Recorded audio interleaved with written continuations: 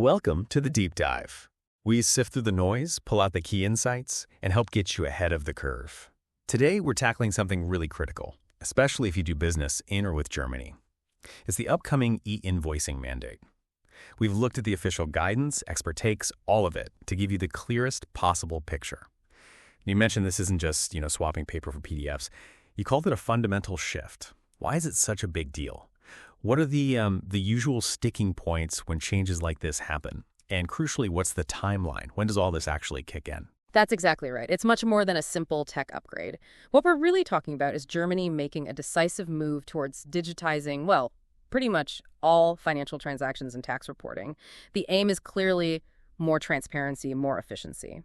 And while B2G, so business to government, e-invoicing has actually been required since 2020.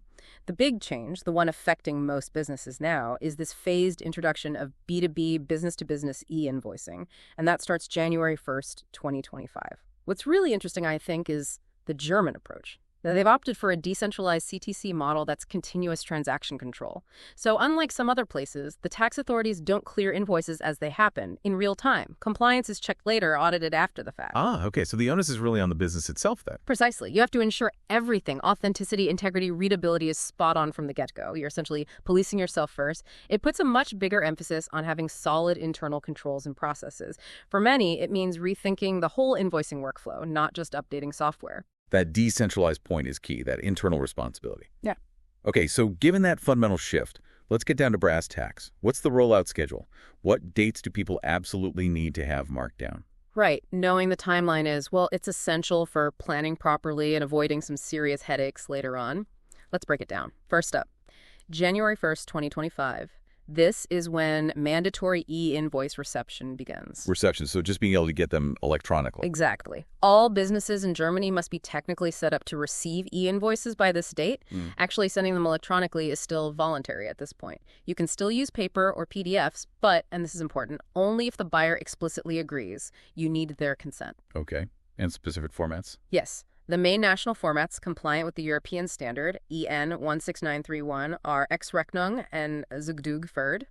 Other formats, like EDI, can be used if they can interoperate with that standard, and again, if the recipient agrees, consent is key in this phase. Got it. Phase 1, reception capability and consent for older formats.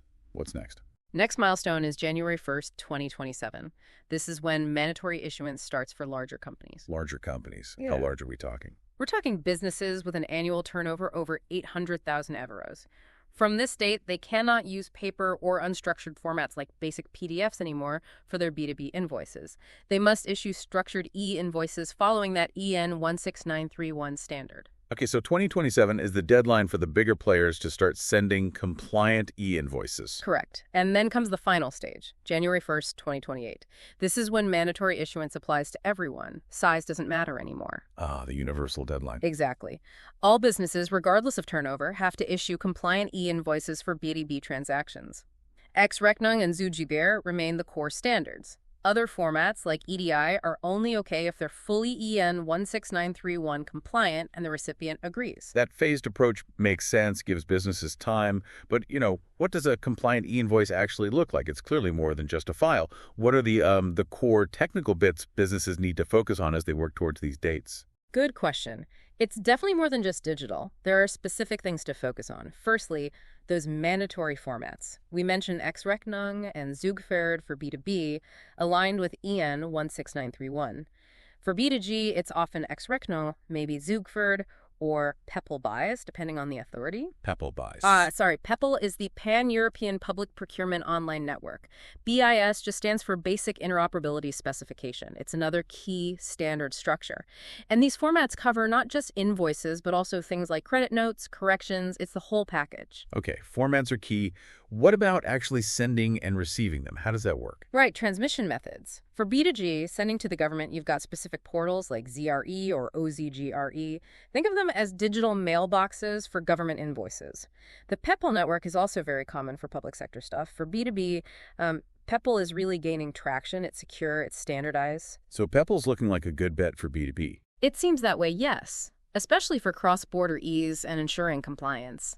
Email with a company domain is technically allowed, but PEPL offers more robustness.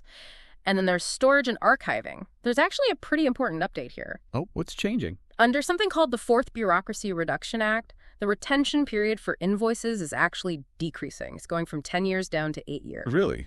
From 10 down to 8. When does that take effect? It starts January 1st, 2025, and it applies to any invoices where the retention period hasn't already run out by the end of 2024. It's actually quite helpful. Saves on storage costs, I imagine. It absolutely does. It might seem small, but shaving off 2 years for potentially millions of documents, that's real savings on data storage, IT, compliance overhead. It's a practical nod to digitization. But just for invoices, right? Exactly. Other documents, still 10 years. Exactly. Your main commercial books, inventories, financial statements, those still need to be kept for the full 10 years.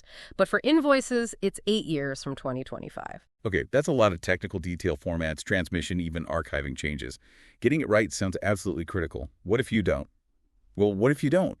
What are the real consequences? You mentioned VT recovery earlier. That sounds like a huge hit. Are there common slip-ups you see? The consequences can be quite severe, honestly. And yes, common mistakes often involve underestimating the technical lift needed for format compliance, or assuming an existing ERP system will just work without proper integration or updates. In terms of impact, you're looking at immediate issues like invoice rejections. Which means delayed payments. Exactly. Delayed payments, which can really hurt, especially smaller businesses relying on steady cash flow. Then there's the increased attention from tax authorities. Nobody enjoys that. And, of course, fines. They can range from €200 up to $5,000 for each non-compliant invoice. That adds up fast. Wow, okay. Per invoice. Per offense, yes. But the really big one, the one that impacts the bottom line most directly, is the VAT point. Once the B2B mandate is fully live, you can only deduct input VAT if you have a compliant electronic invoice. So get it wrong, and you lose your VAT reclaim. That's the risk. Non-compliance directly impacts your ability to recover VAT. That's a direct hit to profitability.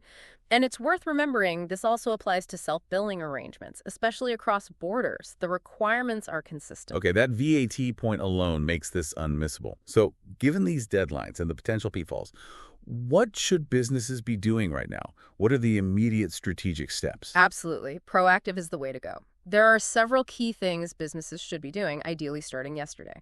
First, assess your current capabilities. Really dig into your existing ERP, your accounting software, your financial processes. Where are the gaps for receiving, creating, and storing these specific e-invoice formats? Know where you stand. Exactly.